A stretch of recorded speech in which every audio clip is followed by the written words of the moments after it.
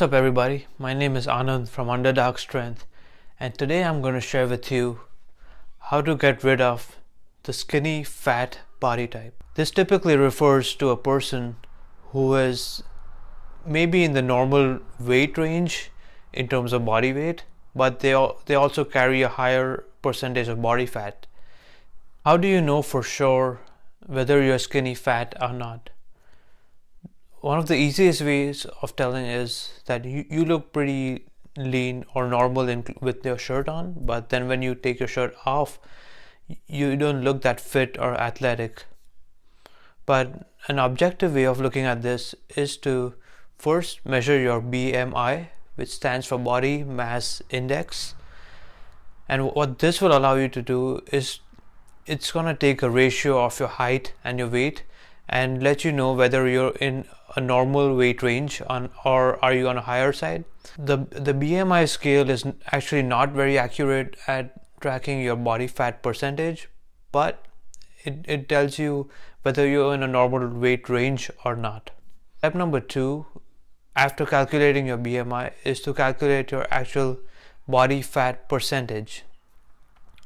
Now there's many different ways of calculating your body fat percentage, and some are more accurate than others. And one of the simplest ways of doing this is to simply use something called the Navy method. The Navy method of body fat will take into account your waist measurement, your neck measurement, and for women it's also going to take into account the hip measurement. Now this may not be 100% accurate, but it will give us a good idea about where our body fat is at. I've provided both of these calculators in the link below. Head on over to the link below and first find out your BMI and then find out your body fat percentage. Now if your BMI falls under the regular range on where you're not overweight, but your body fat percentage puts you in an overweight category, then you most likely would be considered skinny fat. Why do we get skinny fat? There are many different factors that play into this, such as genetics, a sedentary lifestyle, not exercising, not strength training, lack of muscle, doing too much cardio, having gone through a lot of crash dieting where you end up losing a lot of muscle mass. The reason why skinny fat is so difficult for most people to handle is that person typically doesn't weigh too much but carries a higher body fat percentage. So the person might not be heavy enough to lose weight, but at the same time he's also not lean enough to gain weight. So what is the solution? Well, you're looking at 3 options. The first option is to gain weight.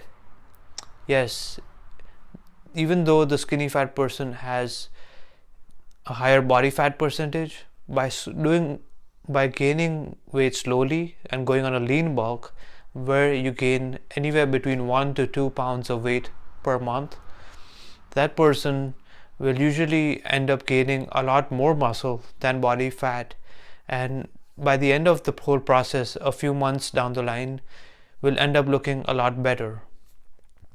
Option number 2 is to lose weight. Now this may be very difficult for some people because they already don't weigh too much, but they have a higher body fat percentage. The benefit of losing weight first is that it gives you a solid base to start from, so that when you actually start gaining weight, you can gain weight for a really long period of time. Option number 3 is to simply maintain weight and try to recomp.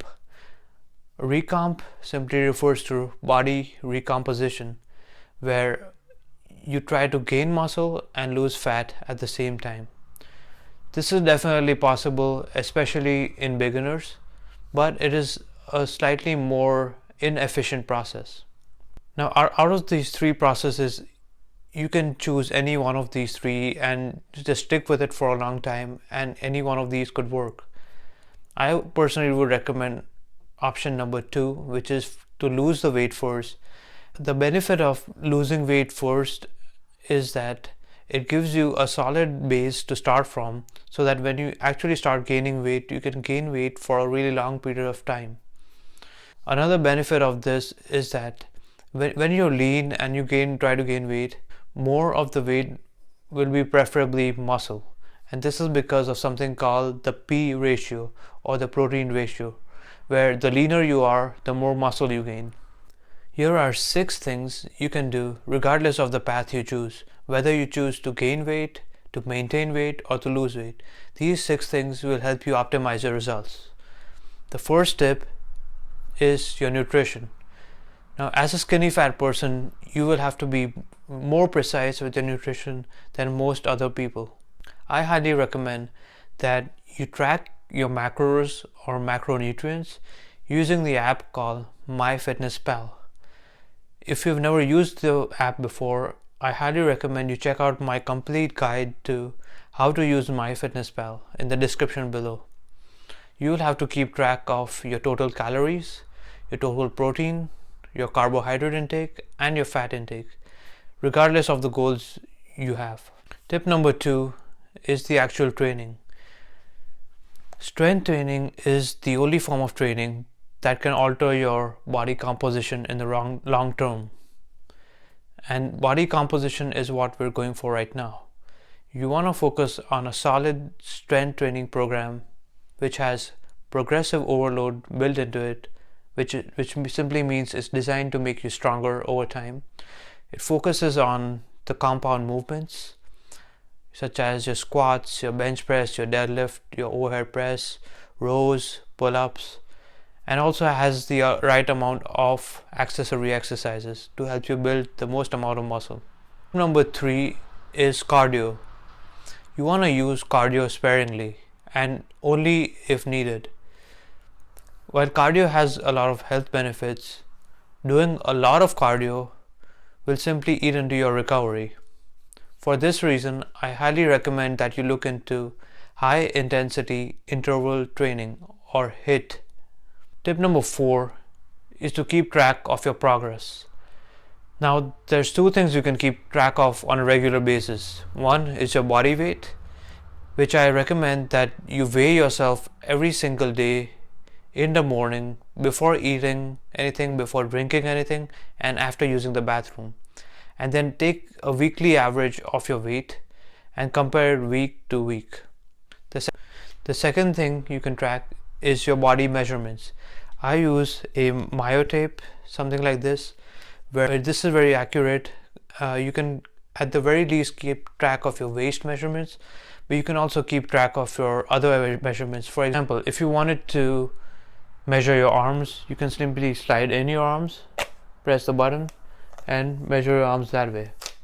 We'll leave a link to the myotape in the description below, and make sure to check it out. Tip number 5 is to hire a coach. Now, many times in our fitness journey, especially when it comes to our body's image, it can be very hard to be objective with ourselves. That is why having a coach can give you an external objective eye to help make sure that you're making progress in the right direction. Fortunately, today there's many good coaches available online. If you wanna reach out to me, you can always email me at anand@underdogstrength.com. Tip number 6 is to have patience. These things will take time. I highly recommend that you select one way, whether you want to gain weight, you want to lose weight, or you want to maintain weight, and stick with it for a long time, because strength, muscle, fat loss, these things take a long time and will most likely take much longer than you initially anticipate. So to wrap things up, the first thing you want to do is to set a goal. Whether you want to gain weight, you want to lose weight, or you want to maintain weight. And then once you have that goal, you can map out the exact strategies in terms of nutrition, your cardio, your strength training program, and other things. I hope you got value out of this, and if you liked this video and would like to see more videos like these, I highly recommend that you subscribe to my channel and also check out the complete article in the description below. Thank you for watching, and I will see you guys next time.